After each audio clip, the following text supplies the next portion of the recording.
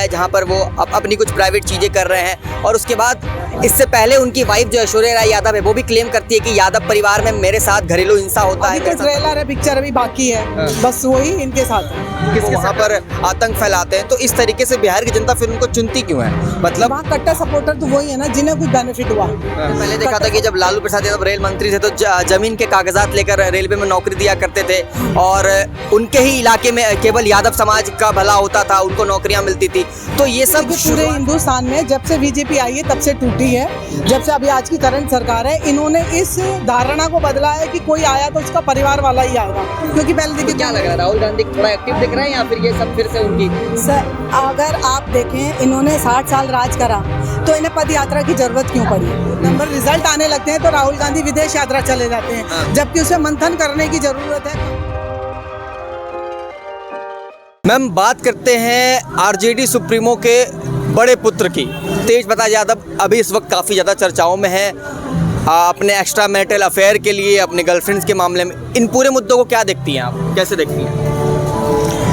अब इसमें जो है आज का समय, जो इनका एक्स्ट्रा मैरिटल अफेयर है, जो उनकी वाइफ भी पहले से बोलती आ रही है, उनका फैमिली मैटर भी चल रहा है, तो कहीं ना कहीं उस पर वो स्टैंप लगा रहे हैं। तो आप ये अगर निकल के आ रहा है तो ये एक मतलब हमारे लिए शर्म की बात है और थोड़ा सोच समझ के चलने की बात है। क्योंकि एक आप बहुत अच्छी फैमिली से बिलोंग करते हैं, एक राजनीतिक पार्टी से आते हैं, तो आपको सोच समझ के और जनता के हिसाब से आप जनता को क्या नैरेटिव देंगे उसका भी आपको ध्यान रखना होगा। जिस तरीके से उनका एक अश्लील फोटो भी, एक वीडियो वायरल हो रहा है जहां पर वो अपनी कुछ प्राइवेट चीज़ें कर रहे हैं और उसके बाद इससे पहले उनकी वाइफ जो ऐश्वर्या राय यादव है वो भी क्लेम करती है कि यादव परिवार में मेरे साथ घरेलू हिंसा होता है, मेरे साथ बदतमीजी होती है।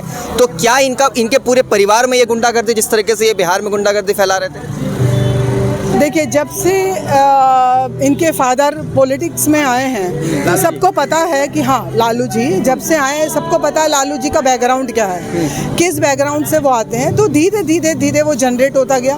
और आपने बिहार की राजनीति तो देखी है, जब से इसमें नीतीश जी आए तब से वहाँ काफ़ी बदलाव आया।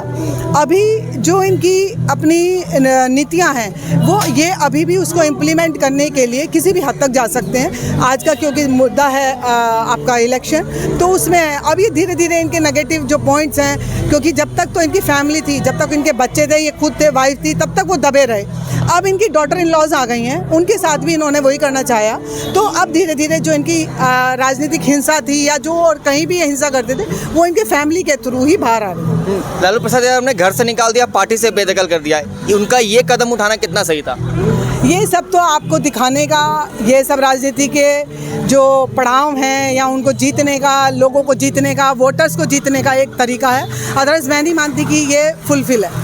अभी अभी ताज़ा खबर ये आ रही है कि अनुष्का यादव फंसा रही थी, एक और लड़की का नाम सामने आया है जहाँ पर निशु सिन्हा करके है। तो समझ लीजिए ये लव ट्रायंगल नहीं, मतलब 3 लड़कियां हैं इस पर। एक उनकी पत्नी है जिनसे उनके भी केसेस चल रहे हैं कोर्ट पे, एक गर्लफ्रेंड है और एक और लड़की का नाम सामने आया है।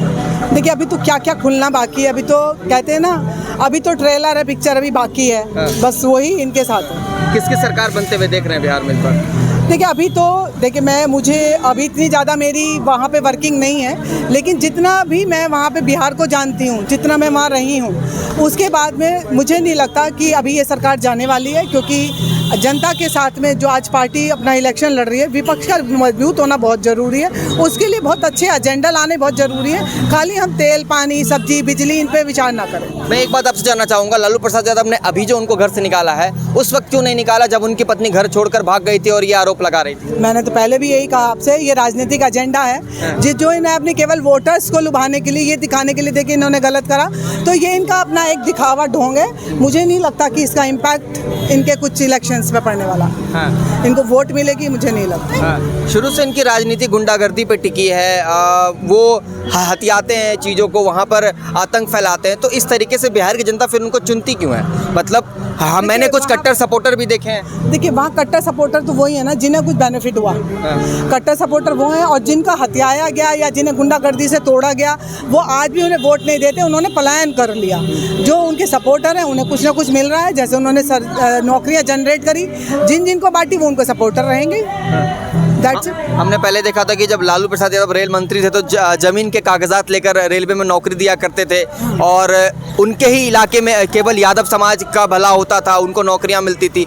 तो ये सब शुरुआत से जातिगत के आधार पर उन्होंने ये राजनीति खेली। ये तो राजनीति देखिए पूरे हिंदुस्तान में जब से बीजेपी आई है तब से टूटी है। जब से अभी आज की करंट सरकार है, इन्होंने इस धारणा को बदला है कि कोई आया तो उसका परिवार वाला ही आएगा। क्योंकि पहले देखिए कांग्रेस थी, नेहरू जी आए, इंदिरा जी आई, फिर राजीव जी आए, फिर राहुल गांधी आ गए, ये परिवारवाद चल रहा था। ऐसे ही इनके यहाँ भी था। मैं किसी को स्पेशल कहूँ गांधी, यादव या आपका और कोई उसको बोलूँ, एक परिवारवाद को बोलूँ, नहीं, सब ने वही करा। और जो आया उसने केवल अपने ही परिवार का भला करा, उन्होंने कभी जनता का भला नहीं करा। लेकिन धीरे धीरे अब चीज़ें चेंज हो रही हैं। अब जो युवा है वो भी समझदार हो गया है कि अब हमें कैसे जाना है, कहाँ जाना है, क्या करना है। तो वो भी अब डिमांड परिवारवाद नहीं, केवल अपने लिए मांगता है। मैम एक बात और, राहुल गांधी लगातार बिहार जा रहे हैं और यात्राएं कर रहे हैं, पलायन रोकने की बात कर रहे हैं, रोजगार देने की बात कर रहे हैं, दलितों के लिए, पिछड़ों के लिए काम करेंगे। तो क्या लग रहा है, राहुल गांधी थोड़ा एक्टिव दिख रहे हैं या फिर ये सब फिर से उनकी? सर अगर आप देखें, इन्होंने 60 साल राज करा तो इन्हें पद यात्रा की जरूरत क्यों पड़ी? क्या ऐसा? हाँ, जरूरत पड़ी, वही मैं आपसे बोलने वाली थी। अगर इन्होंने इतना काम करा था तो आज इन्हें इन सब चीज़ों की ज़रूरत क्यों पड़ी? अगर इन्होंने नहीं काम करा उसी के लिए तो आज इन्हें पदयात्रा निकालनी पड़ी। राहुल गांधी केवल जब तक एनर्जाइज रहते हैं, जब तक इलेक्शन का नंबर आएगा। जब वो नंबर रिजल्ट आने लगते हैं तो राहुल गांधी विदेश यात्रा चले जाते हैं। जबकि उसे मंथन करने की ज़रूरत है, कहाँ गड़बड़ हुआ, वो सब नहीं करते हैं। तो इसलिए राजीव गांधी, राहुल गांधी जो हैं वो क्या कर रहे हैं, कैसे कर रहे हैं, वो किसी को फ़र्क नहीं पड़ता। एक सबके लिए एक फ़नी और इन्जॉयमेंट मोमेंट है। अच्छा, एक आखिरी सवाल रहेगा। बिहार में अभी महिलाओं के लिए बात की जा रही है कि माए बहन योजना तेजस्वी प्रसाद यादव निकालने वाले थे। तो एक नेता जब अपने ही घर में औरत को सुरक्षित नहीं महसूस करवा पा रहा है, फिर तुम पूरे बिहार के महिलाओं को किस तरीके से मतलब वो देख रहे हैं कि माए बहन योजना निकाल के उनको सम्मान देंगे? वो तो केवल और केवल सम्मान जो आज यूपी में, दिल्ली में महिलाओं को मिल रहा है उसका एक पार्ट है। उनको लेके आएगी, उन्होंने सोचा कि उसके तरीके से हम लोग आज यहाँ पे वोट ले पाएंगे। लेकिन वहाँ की बिहार की जनता भी, लेडीज़ भी सब जानती हैं कि कहीं से भी आज तक सम्मान नहीं मिला, तो इलेक्शन जीतने के बाद भी हमें नहीं मिल पाएगा। इसीलिए वहाँ से पलायन है। नहीं तो जितना बिहार के अंदर जितना टैलेंट, जितना एजुकेशन, जितना इंटेलिजेंट, जितना सामान आज के समय में अगर देखा जाए तो मतलब इतना माइल्स हैं, वहाँ ड्राई फ्रूट्स हैं, आपके वहाँ पे मिनरल्स तो हैं ही, साथ में आपके जितने भी है, आपका गरम मसाला है, सब कुछ है। आपका जहाज़ जो आप शिप बनता है उसको जोड़ने का जो एक सोल्यूशन लगाया जाता है, सबसे पहले वो बिहार में ही बना। उसके बाद भी बिहार की स्थिति है कि आज वहाँ पे एक एक खाने के लिए लोगों को पलायन करना पड़ता है। तो वो किस पे कहा जाता है? यस। और हम मतलब लेबर भी बहुत ज़्यादा प्रोड्यूस कर रहे हैं पूरे इंडिया में। तो क्या हम बिहार में ऐसा इंफ्रास्ट्रक्चर नहीं बना सकते जो पूरे विदेशों में बना रहे हैं? नहीं, बिल्कुल बना सकते हैं, लेकिन बनाने के लिए आपको उनको वहाँ रुकने तो देना पड़ेगा।